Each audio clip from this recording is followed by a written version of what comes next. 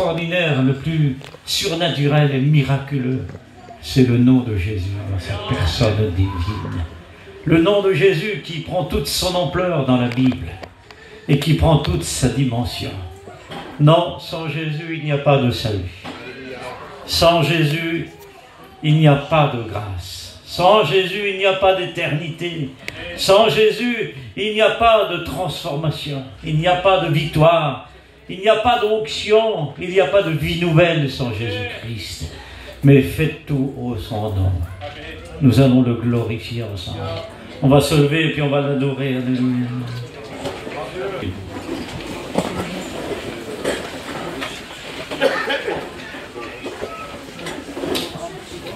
Tout doit être fait pour son nom et sa personne et d'être glorifié.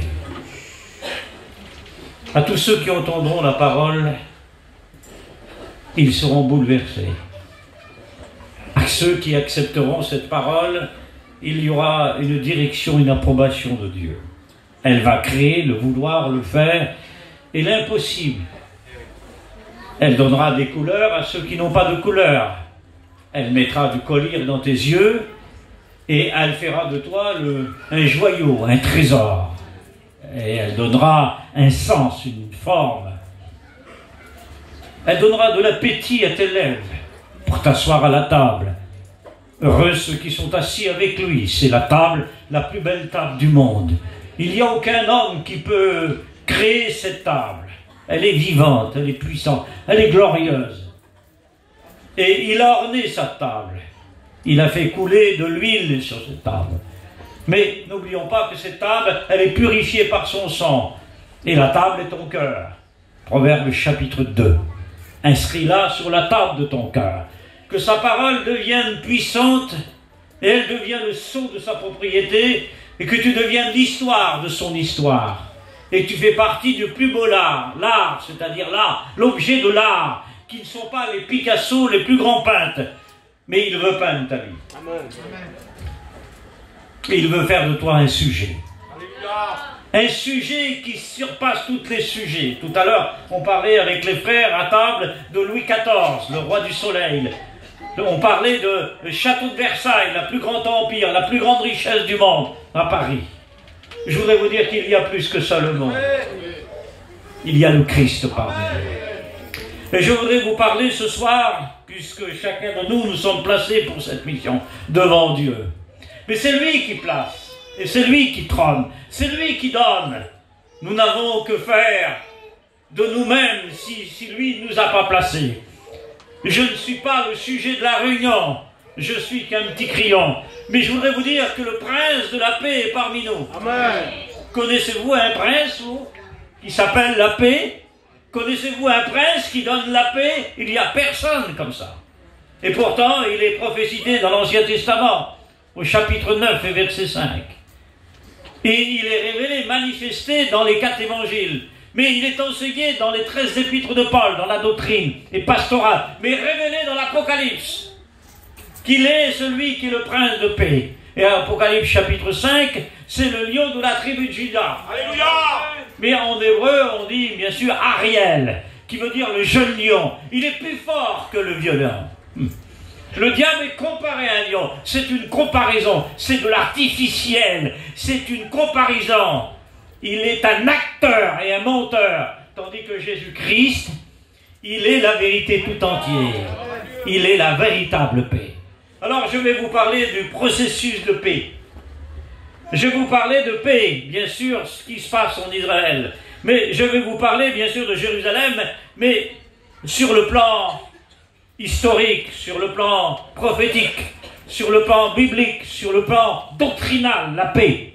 Et je vous parlerai, si le temps me donne, du Seigneur, parce qu'il ne faut pas qu'une réunion pour résumer un enseignement comme ça. Il faut du temps pour le passer. Mais il suffit qu'un seul temps, le temps de la repentance, pour recevoir la paix. Amen.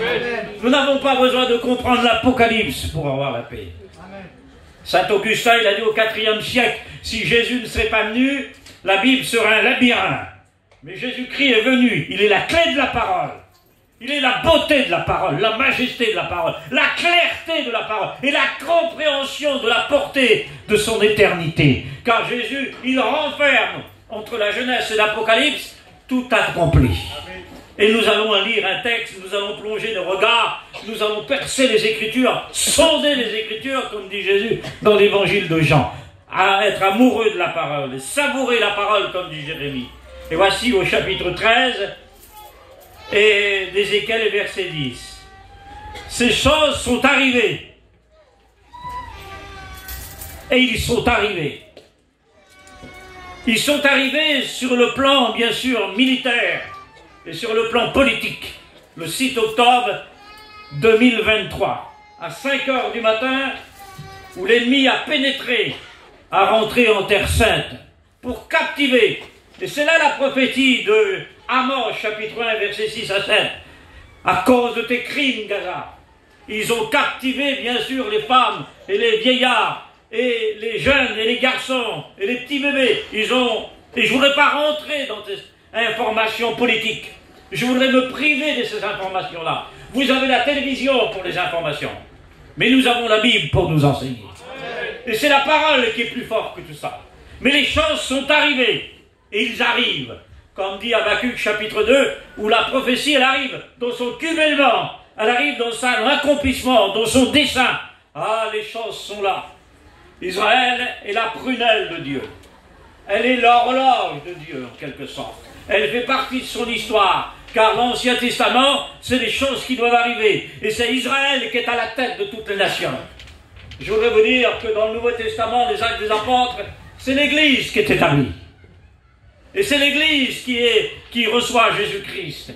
Parce que l'endurcissement d'Israël a fait la conversion des païens.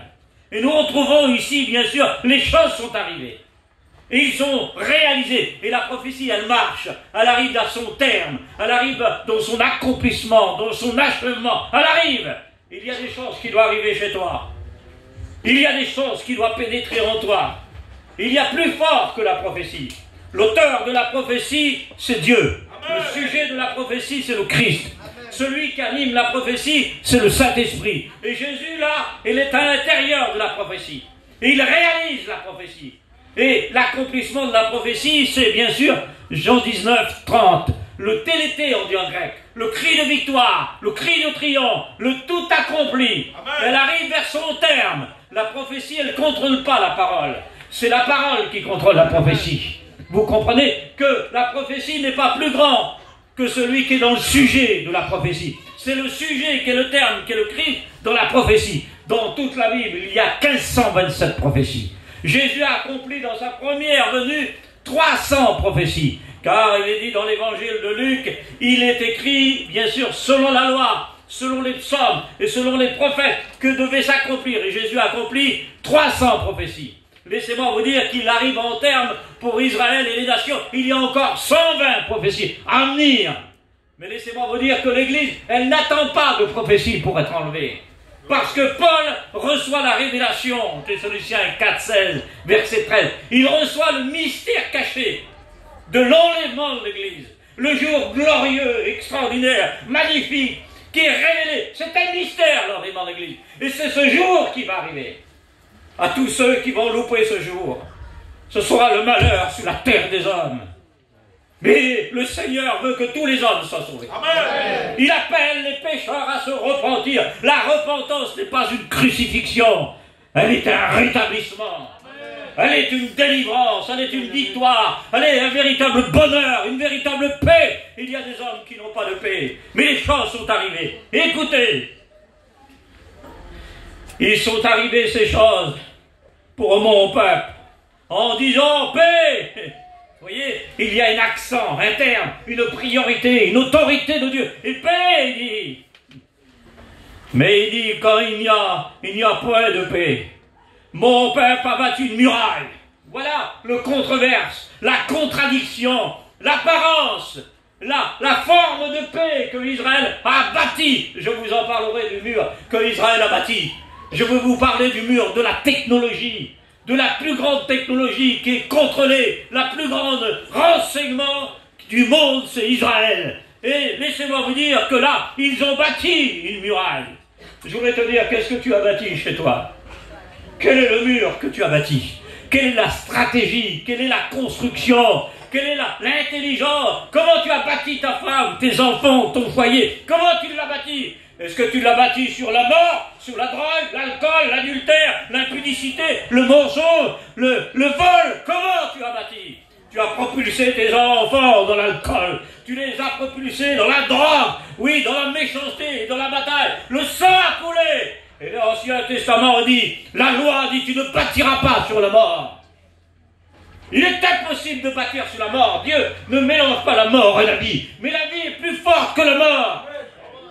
Jésus a renversé la mort. Il a cassé la mort. Hébreux 2,14. Il a anéanti celui qui avait la puissance de la mort.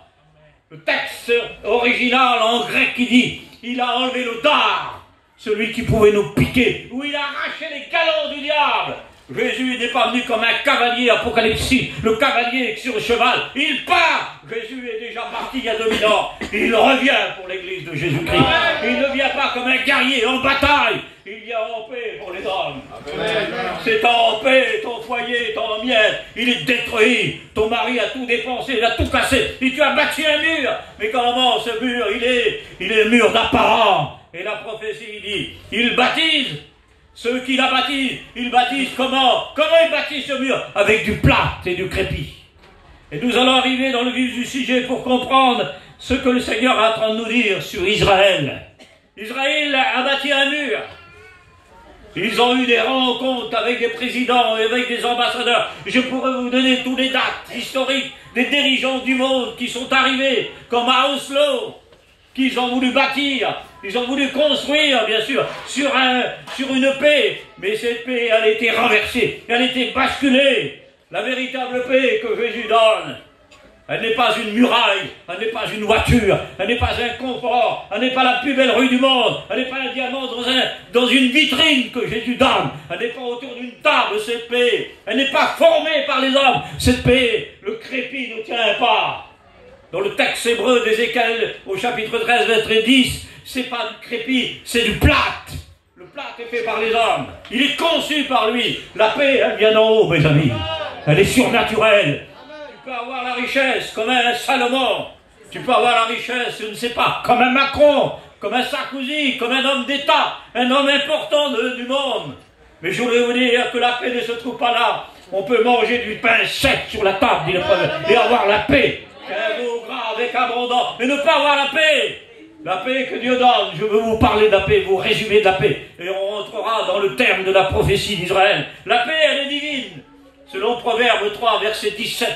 On ne peut pas la fabriquer, elle est divine. C'est la nature, ça, que la conception de la science ne comprend pas. Il n'y a aucun dictionnaire qui vous fera comprendre ce qui est divin. Ce qui est divin, c'est Dieu, Jésus et le Saint-Esprit. Et c'est lui, de lui sortent cette paix. Jésus n'a-t-il pas dit, Jean 14, verset 27, je vous laisse la paix. Il ne nous l'a pas vendu, la paix. Elle n'est pas un échange. Non, elle était née d'un héritage qui est dans le salut. Tu ne peux pas avoir la paix si tu n'es pas né de nouveau. Impossible. Toute personne qui n'est pas né de nouveau n'a pas la paix. Et tu as besoin d'être un bâtiment spirituel, d'être un temple spirituel. Il veut changer ta vie. Il veut changer les situations. Il y a trop d'obscurité chez toi, il y a trop de mauvaises pensées. Il y a trop d'angoisse chez toi. Je voudrais te laisser la paix. Je sais que tu souffres. Je sais que tu as des combats. Je sais que tu es une mère qui a des enfants et tu vis dans un foyer où est renversé, où ton mari boit, il y a l'alcool, il y a des cris. J'ai entendu des cris, dit le Seigneur, chez toi, des cris de lamentation, des cris de changement, des mots qui sont déformés. Ne sais-tu pas que la paix, je te donne, elle va te bâtir, elle va te construire, elle sera ton sujet. Ne sais-tu pas que je suis le sujet qui veut te donner bonheur? Je voudrais te dire qu'il te laisse la paix. Et la paix qu'il donne, elle n'est pas comme le monde, elle est incomparable comme le monde.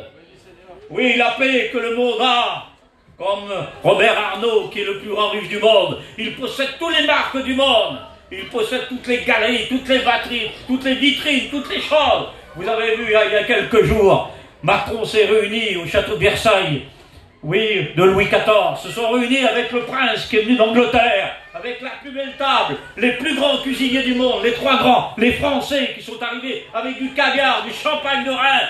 C'est la paix. Quelques heures plus tard, il n'y avait plus de table, il n'y avait plus rien, il n'y avait plus de ministre. je voudrais te dire que le prince de la paix, il est là. Il veut remettre de l'ordre chez toi. Il veut redresser la table qui est chez toi. La table, elle est renversée par des scandales. Malheur à celui qui renverse la table. À cause, Seigneur, à cause de ces choses de la terre, il y a le scandale. Et Jérusalem est devenue un scandale. Selon Zacharie chapitre 12 et verset 2, elle est devenue une pierre d'échauffement, de scandale pour les nations. Le monde entier se tourne. Chaque jour, vous allez découvrir BFM Télé, vous allez découvrir la 15, la 16, la première, la deuxième, la troisième. Elle prend tous les chaînes de télévision. Les dirigeants, l'ONU, ne savent pas comment faire de Jérusalem, ne savent pas comment faire d'Israël. Je voudrais te dire que toi, il veut t'aimer, il t'aime. Il veut changer les situations, il veut te donner la paix. Ah, je voudrais vous dire que la paix, elle est doctrinale, elle est liée dans le salut, elle fait partie du salut. Croyez-vous que la paix, c'est monter dans une 380 et partir dans un voyage sur une belle île, ou aller voir des belles choses, des sujets, je ne sais quoi, s'égayer? La paix n'est pas sentimentale. La paix, elle n'est pas charnelle, elle ne vient pas des hommes, elle n'est pas moraliste, la paix. Elle ne vient pas de la loi des hommes, c'est par grâce. Que la paix du Seigneur soit avec vous. D'être en paix avec Dieu, mais d'être en paix avec les hommes. Il y en a qui ne sont pas en paix avec les hommes, ils ont des ennemis. Tu as un ennemi sur la terre des hommes, c'est le diable. Il t'en veut, il veut te détruire, il veut te casser. Mais je voudrais te dire qu'il n'a pas le pouvoir sur la mort. Il n'a pas le pouvoir sur l'homme. Il ne peut pas tuer le monde. Parce qu'il tuerait 8 milliards d'individus. Mais Jésus lui a enlevé les galons, il l'a casé, il l'a détruit. Colossiens 2,14. Il l'a détrôné sur son talon, le serpent. Oui, celui qui s'appelle l'homme fort. Jésus, c'est l'homme plus fort. Il a été le fils de l'homme pour que tu sois fils de Dieu. Et c'est lui qui veut te donner la véritable paix. Il veut t'unir. Et la paix, elle vient du prince de la paix. La paix est un fruit de l'esprit, Galates 5, 22. Mais chez toi, il n'y a pas de bons fruits. Tu as donné des raisins verts à tes enfants, Ézéchiel 18. Et tes enfants ont eu les dents agacées, tu as détruit à cause de ta violence, à cause de ton caractère qui est violent et provocateur. La mère peut-être a pris le dessus, l'autorité, et a produit des conséquences sur l'enfant. Le garçon a pris le rôle de la mère, du père plutôt, et la fille, elle ressemble à la mère. Votre foyer est renversé comme maison qui est vide. Il n'y a plus de lumière chez toi, il n'y a plus de bonheur, tu n'as plus d'amis, tu es rejeté de ces amis. Et je voudrais te dire que tu as des ennemis et tu ne peux pas être en paix. Je voudrais te dire que le Seigneur pardonne et qu'il est plein d'amour. Il donne la paix, mais il pardonne. Le véritable pardon, c'est effacer, c'est oublier ce que nous avons commis. Oui, tes péchés sont pardonnés. Mais Israël aujourd'hui n'a pas la paix. Elle n'a pas le fruit de la paix. Galates 5, 22. Elle l'a pas. C'est la venue du Messie qu'elle aura. D'où viennent mes blessures? C'est dans la maison de ceux qui m'aimaient, je les ai reçus. Et Israël est tombé dans l'endurcissement. Mais ce soir, tu as la grâce de te repentir et de venir à Jésus-Christ. Oui, la paix est une œuvre de la grâce. La paix est un fondement contre l'angoisse. La paix, elle est promise à l'église du Christ. Elle est promise aux croyants, aux pécheurs repentants. Elle est promise à ceux qui sont doux, dit l'homme, à ceux qui ont soif de paix. On peut avoir soif du monde, mais Jésus nous demande d'avoir soif de véritable paix, d'unir ensemble, entre elle et lui. Il n'y a pas de paix dans le foyer, peut-être en désaccord avec les enfants. Mais je voudrais te dire que ce soir, il donne la paix, il veut te dire, te reconstituer. Ah, dans le témoignage, quelquefois, on la recherche de la paix, dans la culture de la paix, dans l'encouragement, dans l'union de la paix. On est peut-être dévisé, mais écoutons ce que le Seigneur a à nous dire ce soir sur la paix, tellement que c'est important. Voici le psaume nous dit que la paix soit sur Israël. Elle doit être le sujet de paix, Israël. Elle devait être le sujet de paix. Et voici la prophétie de Zacharie 12, verset 2, elle est devenue un sujet de scandale, ou de rejet de scandale. Voilà, la prophétie a dit, je ferai de Jérusalem une coupe d'étourdissement pour tous les peuples d'alentour. Ce qui veut dire, à partir de la Gaza, la Syrie et le Liban, tout ce qui est autour, il y a un sujet de scandale. On grince des dents, le sang coulé, et Jérusalem n'a pas la paix. La prophétie dit que pour le peuple alentour, et pour Juda, le siège de Jérusalem politique, n'aura pas la paix. C'est ainsi que débute Jérusalem devient le rocher de guerre. Elle devient sujet de scandale pour les dirigeants du monde entier. Elle deviendra dans la réalité, bien sûr. Elle arrivera à son terme, ce n'est que le commencement, c'est un scénario prophétique qui arrive. Ce sont, bien sûr, comme un jeu où les lettres se mettent ensemble et forment un mot. Et Jérusalem et Israël devient comme ça. Je voudrais te dire que pour toi, peut-être, tu es devenu comme Jérusalem. Tu es devenu comme Israël. Personne ne t'approche. Et tu crains trop des dents, trop méchant, caractère trop élevé. Mais tu as besoin de paix, d'une rencontre de paix avec le prince de la paix. Lui seul peut te la donner et te relever de toute défaite. Écoutons, il y a tout un partage. L'ONU ne sait pas comment faire. Le secrétaire de l'OTAN, puissance des nations, a dit ceci: nous attendons quelqu'un, que ce soit un diable ou un démon ou un homme, nous l'accepterons. Nous savons que nous sommes au bord. Nous sommes en terme. C'est-à-dire, on arrive à la fin des temps. On est dans les derniers jours. Selon l'apôtre Jean, on est dans la dernière heure, l'heure finale. On fait silence, s'il vous plaît, les sœurs, parce que ça parle, hein. Et dans ces temps de la fin, le Seigneur Jésus-Christ, c'est là qu'il revient. Le temps est fixé. L'enlèvement de l'Église n'est pas basé sur des prophéties. On ne marche pas en prophétie, on accepte les prophéties. Il y en a parmi nous qui prophétisent. Et nous acceptons les prophéties de la Bible. C'est biblique. On fait partie de la Pentecôte. On est des nouveaux, baptisés du Saint-Esprit. On parle en langue, on manifeste les dons spirituels. On est unité sur la doctrine, les ministères. Et charité sur les points secondaires, comme disait Paillon. Mais laissez-moi vous dire que nous sommes fondés sur la sainte doctrine. Et nous n'avons pas de fondement. On n'est pas de ceux qui imitent. La mission Vie Lumière, elle est la plus puissante en doctrine. Ce qui veut dire que nos anciens ont resté sur les bases. Et nous avons bâti sur les bases. Et nous sommes des bâtisseurs, des artisans de paix. Et nous devons bâtir, non pas ailleurs. Tous ceux qui bâtiront sur le plat n'auront pas la vraie paix. La véritable paix, ceux qui bâtissent, je vous le dis au nom du Seigneur, aujourd'hui, sur la simplicité. Et non pas sur l'élévation. Les femmes qui poussent leur mari au commerce, à l'activité, et qui voudront s'accrocher à des richesses sous la terre des hommes, seront les hommes et les femmes les plus malheureux du monde. Les foyers qui seront simples et qui rechercheront des trésors, alors ils seront à la poursuite de Dieu, c'est-à-dire plutôt dans la prospérité de Dieu. Nous ne parlons pas de la prospérité de la nouvelle doctrine en Amérique. Nous restons sur la parole de Dieu. Y a-t-il un salut sans la grâce? Y a-t-il une doctrine sans la Bible?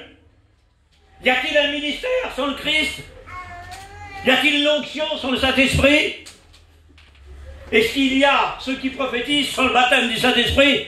Si vous n'avez pas le baptême du Saint-Esprit, vous ne pouvez pas avoir les dons. Et si vous n'êtes pas baptisé, si vous n'êtes pas né de nouveau, vous ne pouvez pas avoir le baptême du Saint-Esprit. Il faut être né de nouveau pour avoir le baptême du Saint-Esprit. Et pour aller au ciel, eh bien, il faut la nouvelle naissance. C'est pas le baptême d'eau qui vous emmène au ciel. Le baptême vous fait entrer dans le chapiteau, dans l'église locale, pour participer à la Sainte Seine, à la communion, à la chorale, au chant, au cantique. Mais si vous n'êtes pas né de nouveau, vous ne rentrez pas au ciel. Il y en a plein qui parlent. Il y en a plein qui disent. Ce n'est pas ceux qui disent qui sont forts et qui restent l'exemple. C'est ceux qui vivent qui sont là, la priorité de l'exemple. Vous comprenez? Laissez-moi vous dire que la paix, elle n'est pas dans ton regard. Ils diront paix et il n'y a pas de paix, dit le prophète. Parce qu'il y a l'épée. Et je vous en parlerai. Mais comme le psaume prophétise, il dit, vas-y, et David adresse sa prière, le psaume 28, et verset 3. En parlant du méchant, ils parlent de paix à leur prochain, et la malice est dans leur cœur. Ils ont un double tranchant, un double langage. Ils ont du vrai et de la colère et de la douceur qui est mélangée au vin. Mais on ne peut pas mélanger la paix et la méchanceté, et l'amour et la haine. L'amour est plus fort que la haine, la paix est plus forte que la guerre, la douceur est plus forte que la méchanceté. Le caractère de Jésus, il est glorieux. Il a 45 types, le Christ. Le diable, il a 31, lui. Jésus, il a 115 noms. Le nom le plus glorieux de Jésus-Christ, c'est le Seigneur des Seigneurs. 7000 fois. Il est appelé Jésus 1000 fois dans le Nouveau Testament. Il a appelé le Christ 529 fois. Ah, laissez-moi vous dire, il n'y a pas un lieu où Jésus n'est pas dans la Bible. Il n'y a pas un lieu sous la terre des hommes qui n'est pas. L'enfer, c'est le vide de Dieu, le vide du Christ et le vide du Saint-Esprit. Et ils ne sont pas là. L'enfer va être inauguré par l'Antichrist et le faux prophète. Apocalypse 19. Le ciel est inauguré par le Christ, Jean 14. C'est l'enlèvement de l'Église. À l'enlèvement de l'Église, nous allons inaugurer l'éternité. C'est glorieux. Est-ce que tu as la paix avec Dieu? Est-ce que tu es en paix? Il y a combien de temps que tu es en guerre avec lui? Il y a combien de temps que tu lui résistes? Ne sais-tu pas que si tu résistes à moi, alors laisse-moi te dire, tu seras l'homme le plus malheureux du monde. Pourquoi me persécutes-tu? Il te serait dur de régimer contre moi. Je suis plus fort que toi. Je suis plus grand que toi. C'est moi qui t'ai créé. Et sans moi, tu n'existes pas. Si tu vois, c'est à cause de moi. Si tu respires, c'est à cause de moi. Si tu as du goût dans ton palais, c'est parce que c'est moi qui t'a donné. Si tu respires, c'est parce que c'est moi. Tu as des vêtements sur toi. Alors, laisse-moi te dire que tes vêtements que tu as sur toi, ils viennent de ma nature, ils viennent des champs, ils viennent du bois, ils viennent des arbres. Ils viennent de la laine. Et je voudrais te dire que tu n'as pas le droit de respirer si tu ne crois pas en moi. Parce que c'est moi qui te donne le souffle de vie. Et je suis capable de te donner la paix parce que tu es tourmenté. Tu prends des cachets, tu as de la dépression et de l'alcool. Tu te lèves dans la nuit, dit le Seigneur. Tu es tourmenté. Tourmenté, agité. Tu es comme un enfant qui est agité. Tu es comme un chien qui aboie. Tu es comme les vagues de la mer qui est insaisissable. Sais-tu quoi que je dis silence? Tais-toi! La tempête est rentrée chez toi et tu n'as pas la paix. Ah, la prophétie, elle démontre. Elle nous enseigne, elle nous indique que Israël, la ville sainte, elle devient gênante, elle devient pesante. Et ils ne savent plus comment raccorder les morceaux. Vous avez vu les présidents américains, français qui sont arrivés avec les tapis rouges. Et le gouvernement ne sait plus comment faire pour essayer de donner la paix et de recouvrir Israël d'une paix et d'un crépi. Combien de crépis que tu as mis? Combien de mélanges que tu as mis? Combien de tortures? Combien de sang a coulé? Combien de vengeance? Combien d'actions? Je ne sais pas où tu es derrière le chapiteau. Tu es peut-être dans ton HLM. Je ne sais pas le lieu, dans ta camping, dans ton auto plutôt. Tu es peut-être sur sa chaise. Tu es là et tu entends ces paroles. Le Seigneur, il dit, je voudrais que tu arrêtes maintenant. Je t'arrête sur ta course. Je voudrais te terrasser, te briser. Je voudrais te changer, te transformer et te donner la paix. Je sais que tu es angoissé et tu tourmentes. Le Seigneur dit, cesse maintenant. Il y a trop de souffrance chez toi. Il y a la souffrance dans tes enfants.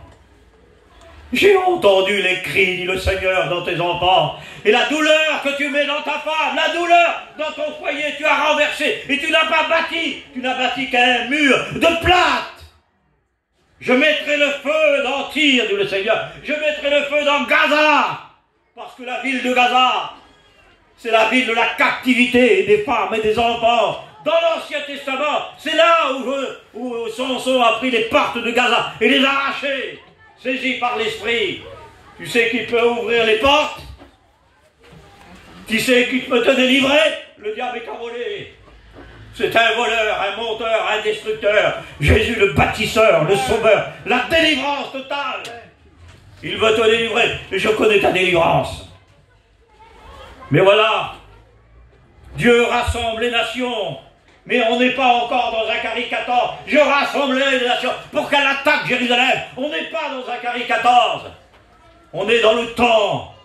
On est dans le temps de la grâce. On est en sursis de grâce. Mais pourquoi le Seigneur ne revient pas? Il y a tout pour que le Seigneur revienne.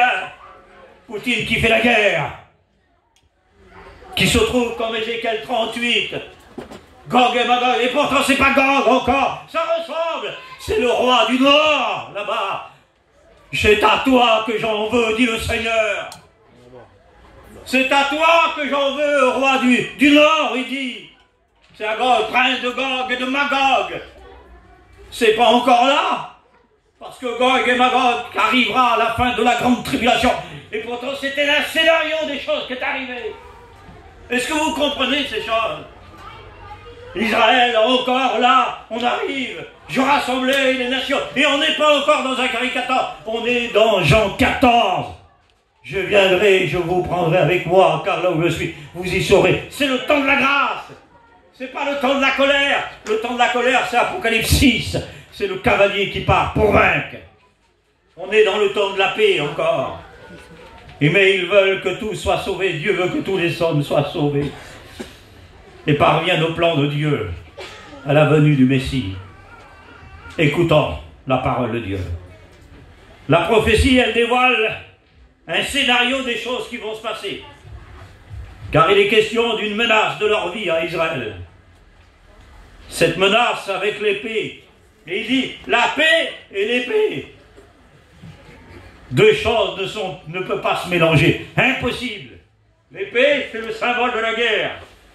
Le symbole de la mort, le symbole de tuer, c'est le symbole de la vengeance et la colère des hommes qui font couler le sang sur la terre des hommes.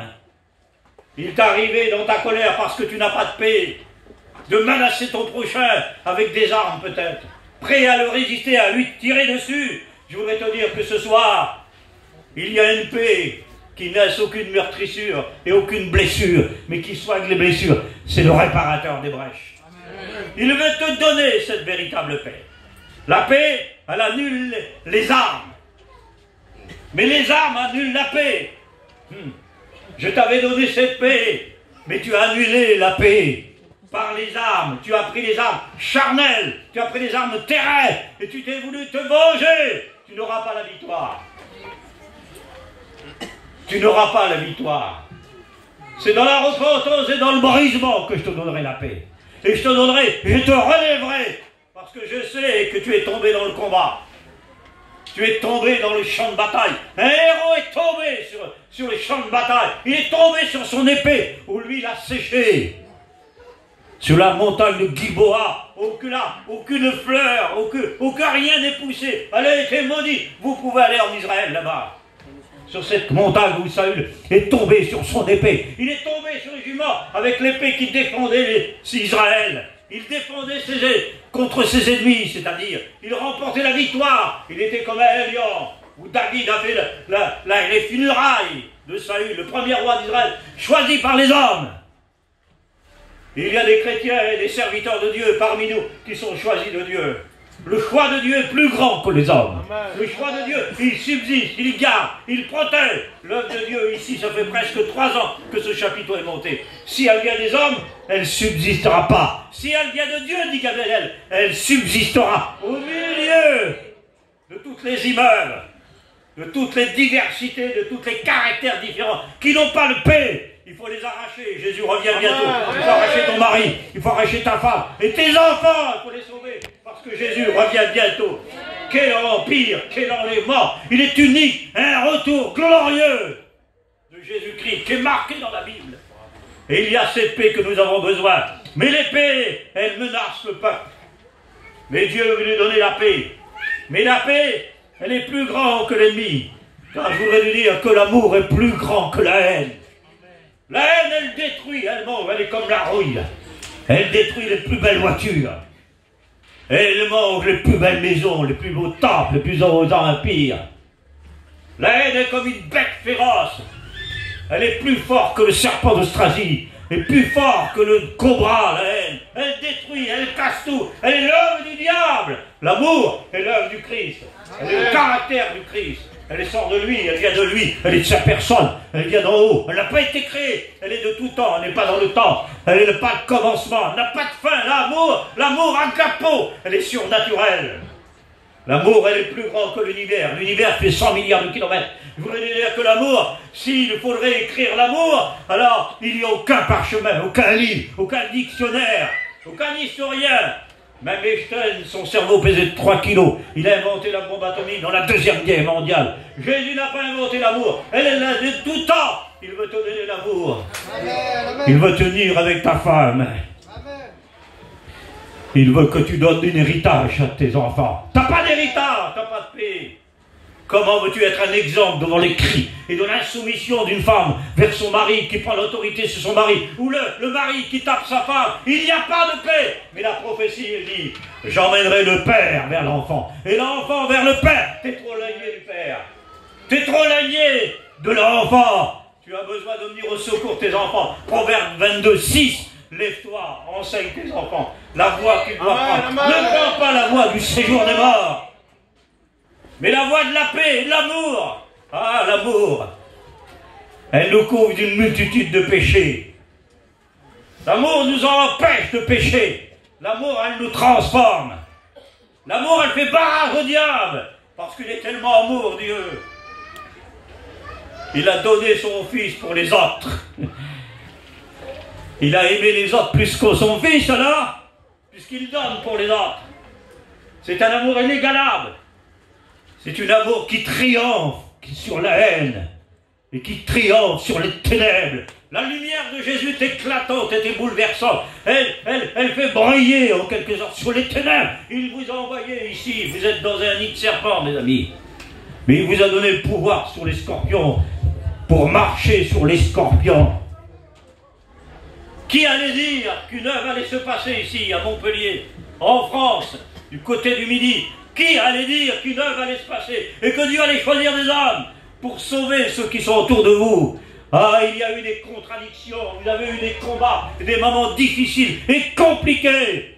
Mais laissez-moi vous dire que l'œuvre de Dieu, elle marche. Elle ne grossit pas. Et lorsqu'il est dit que Paul vit l'œuvre de Dieu, il se réjouit. Lorsque j'ai vu ça l'année dernière, je me suis réjoui de cette œuvre. Me plaît de vous apporter la parole. Je ne voudrais pas être dans un temple. Je ne voudrais pas être dans la plus belle église en Europe. Je me plais aussi au milieu des immeubles de vous apporter, parce que ce n'est pas le lieu, c'est vous qui est important. Parce qu'il vous aime. On continue. Alors la réflexion est dit que la malice c'est le caractère du mal, le caractère de l'agneau c'est la paix. Mais le caractère du diable c'est la vengeance, la destruction, c'est le renversement, c'est la malice, c'est l'impudicité, c'est toutes ces choses, le royaume de Satan. Mais le royaume du Christ, c'est l'amour, la joie et la paix par le Saint-Esprit. Alors ils vont donner une paix. Quelle est la paix? Alors ils te recouvrent, dit le prophète Ézéchiel, chapitre 13, verset 10. Ayez de la mémoire du juste est éternelle. Vous avez 13 milliards de cellules dans le cerveau. Laissez-moi vous dire que le Saint-Esprit vous rappelle. Il faut voir que vous avez une connaissance plus que les témoins de Jéhovah. Nous n'avons pas une doctrine étrangère, on n'est pas une secte pernicieuse. On n'est pas un monument, on n'est pas une religion, on est le corps du Christ. On n'appartient à personne. Personne ne nous a donné un ministère. C'est le Seigneur qui nous l'a donné. Il nous a donné des femmes, il nous a donné une femme, il nous a donné des enfants. Il nous a placés, c'est lui qui nous place. Le ministère, il est glorieux, il est extraordinaire. Il vient d'en haut, il est inimitable. Le ministère est une chaîne d'or. C'est de l'or, un trésor. Garde ton ministère. Prends-en soin. Plus précieux que tes pères, plus précieux que ton foyer, plus précieux que tes enfants. Que la femme du serviteur de Dieu soit sauvegardée de son mari et le garde de toute tentation, qu'elle soit comme une colombe dans la fente des rochers, qu'elle soit une aide, comme les 4 pieds de la table qui fait tout l'équilibre avec les enfants. Dieu t'a donné un trésor, prends-en garde, mais mets-le en pratique, il te donnera beaucoup de bonheur, il te donnera beaucoup de paix. Mais Israël, voilà, des pécheurs arrivent, des ambassadeurs arrivent, ils arrivent. Et en 1948, le 17 mai, une nation peut-il naître une journée? Ben Gurion, Anwar el-Sadat, le président américain, ont signé le traité de paix. C'est-à-dire plutôt la nation d'Israël. Israël est devenue une nation plutôt. Et en 2000, Ils ont signé l'accord, bien sûr. 2020, ils ont signé l'accord d'Abraham. Mais voici la paix, elle a tombé, elle s'est écroulée. Ils veulent refaire la paix. Mais voici, ils viennent avec une paix artificielle. Une paix politique, décorative, comme un sapin de Noël, qui est artificielle et décorative. Ta paix, elle est décorative. On rentre chez toi, c'est beau. Des beaux murs, des beaux tableaux, des beaux coussins. Joli, une belle table, avec tout ce qu'il te faut dessus. C'est magnifique, avec des belles coupes, avec des beaux plats, des signatures, des marques, tout ça. Et puis on s'approche de la table. Et puis de la table, des fois, elle bouge, les pieds bougent. Tu ressembles à ta table. Elle est belle, mais tes pieds sont déséquilibrés, ta table est déséquilibrée. C'est-à-dire que la femme est déséquilibrée, l'enfant est déséquilibré, le père est déséquilibré, et tu n'as pas de paix. Tu es comme Israël, Jérusalem. Ils arrivent, des ambassadeurs, des Mitterrand, des Chirac, George Bush qui est arrivé. Il recouvre Israël, l'ont recouvert, et lui donne des accords de paix, comme Abraham. L'accord d'Abraham, elle est tombée en 2020. Elle s'est écoulée, il parle de paix, et voici l'épée est arrivée. La guerre des 6 jours, en 73, en Israël, la prophétie s'est accomplie. Il parle de paix, et la guerre est arrivée. Ils ont une paix décorative. Tes murs sont décoratifs avec des beaux dessins. Mais la paix n'est pas dans tes murs, Jérusalem. Non, elle doit être dans tes murailles, dit le psaume. Ta paix doit être dans tes murailles, ta tranquillité, elle doit être dans tes murs. Et voici, tu n'as pas de paix dans ton cœur. Tu n'as pas de paix, tu dors mal. Et tu n'as pas de paix. C'est une paix politique, politicien, diplomatique. C'est une paix d'apparence. C'est une paix qui ne tient pas. Il suffit de taper dessus, elle s'écroule. Je comprends pas moi. Et ils partiront de ballon.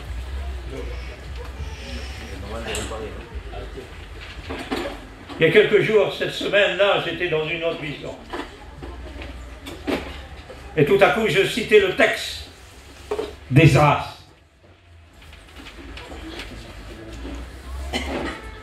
Esdras vont reconstruire les murs. Et ils vont demander au conseil, aux anciens, pour avoir leur approbation. Il est dit que l'œil de Dieu était sur les anciens. Il devient le modèle du troupeau, comme dit Paul. Le Saint-Esprit vous a établi évêque. Je crains qu'après mon départ, des loups ravissants vont venir. Mais il dit que l'œil de Dieu, dans Esdras, était sur les anciens. Ce sont les modèles, les anciens parmi vous. Ce sont des pères, des frères. Ce sont des hommes saints qui se mettent à côté de vous et qui sont prêts à donner la place des autres. Comme Jonathan a donné sa ceinture. Il a donné ses chaussures et son épée. Il l'a donné à David. David est devenu roi parce que Jonathan a enlevé sa ceinture. Y a-t-il des hommes qui sont capables de défaire leur ceinture et donner la place aux autres? Le Cossack est devenu plus grand. Un Breton avec le béret, fondateur de la mission. Il est devenu plus grand lorsqu'il a donné la place à Jimmy. C'était le fondateur, il a resté, il est reconnu mondialement. C'est le 3e réveil mondial, le pasteur de Cossack. Le premier, c'est Reinhard Banker. Il a emmené 80 millions d'âmes, 50 millions de baptêmes. Le deuxième, c'est Billy Graham. Il a prêché à 200 millions d'âmes. Ah oui. Et le troisième, c'est le pasteur Cossack. Hier, il est dans le bureau de David Wilkerson. Je voudrais vous dire que nous ne sommes pas des Cossacks, des Billy Graham. Nous ne cherchons pas à s'afficher. Mais nous avons la paix. Nous avons le prince de la paix de celui qui nous envoie. Et d'accomplir la mission que Dieu te donne. Ne la loupe pas. Tu rendras des comptes à Dieu. Mais Israël n'a pas la paix. Et je disais, Dieu m'a donné la mémoire. J'étais dans une église à Paris il n'y a pas longtemps, la semaine passée. Je disais que Néhémie, Esdras, ils ont construit. Mais dans les murs, c'était sous l'ordre des anciens. Il fallait qu'ils mettent du bois dessus pour construire le mur. C'est là que se trouvait la solidité de la paix contre l'ennemi. L'ennemi est arrivé et ont ravagé, bien sûr. Et les murs se sont écroulés. Je voudrais te dire que l'ennemi est venu chez toi. Il a volé ta paix. Il a volé la lecture. Il a volé la communion, la relation avec Dieu. Et ton bonheur que tu avais. Avant, tu parlais de lui. Tu as arrosé les ordres de la parole. Tu versais de l'huile sur les plaies. Tu calomnies aujourd'hui. Tu parles sur les ordres. Tu es devenu sujet de scandale. Ta langue se promène sur la terre. Dit par la parole de Dieu dans David. Et tu calomnies. Calomnie, il y a des mots grecs. Diabolos, qui veut dire diable. La calomnie, elle est salutaire. La paix, elle est dans le salut. La paix, c'est la tranquillité en Christ. C'est d'être en paix avec tous les hommes. Il y a peut-être des chrétiens qui sont plus en paix que les hommes. Qu'est-ce que je suis en train de vous dire? Si vous bâtissez vos murs avec du crépi, ça ne tiendra pas. Il faut du bois. Amen. Si vous bâtissez avec la croix à l'intérieur, alors c'est la fondation originale sur laquelle vous allez bâtir. Amen. Il faut du bois. Alimentez vos vies avec le bois de la croix. Adieu. Tu n'as pas de paix. Confirmation de la prophétie de Jérémie 4 et Isaïe 4, 10. Tu as trompé ce peuple, Jérusalem, en disant, vous aurez la paix, et l'épée est venue. Et sans ce temps, tu auras la paix. Écoutons la parole de Dieu. Et Israël, avec l'accord d'Abraham le 17 septembre 2020, le miroir est tombé. Ils n'ont plus la paix. Les normalistes ont voulu construire la religion, les présidents, la politique, ont voulu recorder ou essayer de coller la paix. Mais Jérémie, au chapitre 8, verset 15, la prophétie de Jérémie annonce, au-delà d'une paix qui ne sera pas durable, Jérusalem proclame et désire la paix, nous espérons la paix. Et rien n'est arrivé, il n'y a pas de bonheur. Vous n'aurez pas le bonheur si vous n'avez pas le Christ. Il est le prince de la paix. Vous ne serez pas heureux si vous n'avez pas la paix. Pour être heureux, il faut le Christ. Amen. Où est le bonheur? Il dit le chanteur français. Où est le bonheur? Il était là, il a passé. Il n'y a plus de bonheur. Il n'y a pas de bonheur, dit Salomon, sur la terre. L'homme le plus riche du monde, c'est Salomon. Les 7 merveilles du monde, c'était le temple. Il a mis 33 tonnes d'or dans le temple, Salomon. 50 000 chevaux arabes.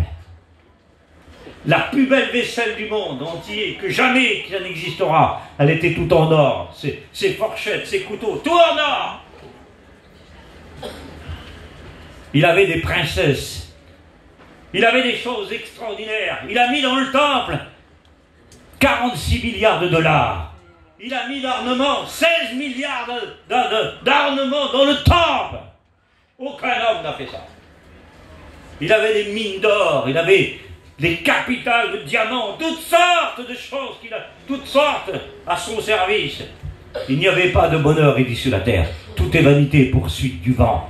Je voudrais te dire, tu as pu habiter dans une petite chalet, une petite caravane qui n'a pas beaucoup d'apparence, mais tu peux avoir la paix qui brille chez toi. Jérusalem, tu proclames la paix, tu n'as pas la paix. Voilà, le texte grec dit, ou le texte hébreu plutôt, Jérémie 8 et verset 15. Voilà, nous espérons la paix, mais elle n'arrive pas rien d'heureux. Le texte littéral dit, le temps de la guérison.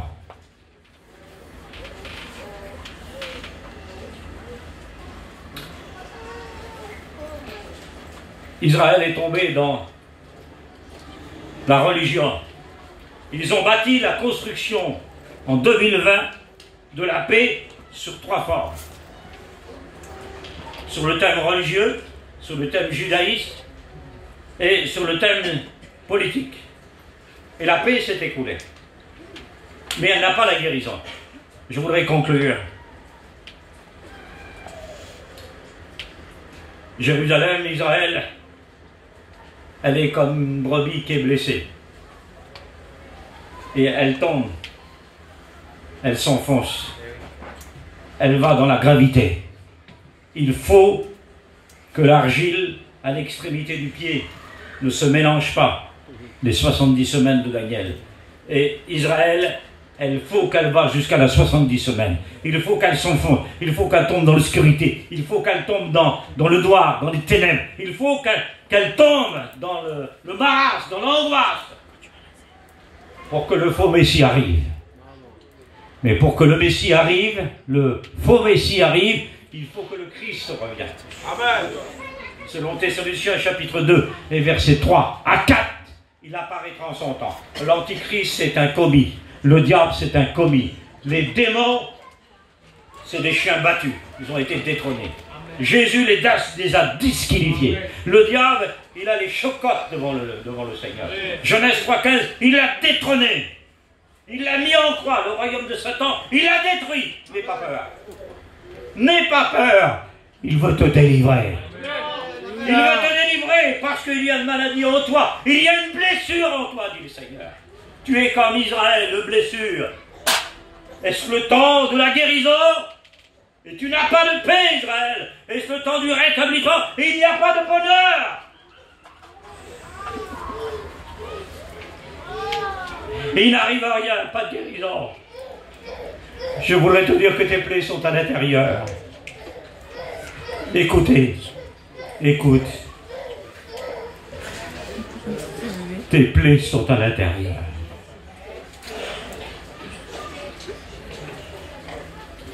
Tu es comme l'enfant qui pleure, qui a besoin d'être porté par sa mère. Dieu n'est-il pas ta mère, dit le prophète Isaïe? Ne suis-je pas une mère pour vous allaiter? Combien de fois j'ai voulu te rassembler comme une poule rassemble ses poussins? Je voudrais te dire que tes plaies sont à l'intérieur, je connais tes blessures, et que tu souffres, mais tu es blessé à l'intérieur. C'est moi qui va guérir tes plaies. Amen. Je vais te rétablir tes plaies. Je vais te délivrer. Je vais changer ton foyer, te transformer. Je vais te donner des couleurs. On va prier le Seigneur. Et je vais faire une appel. On prie le Seigneur.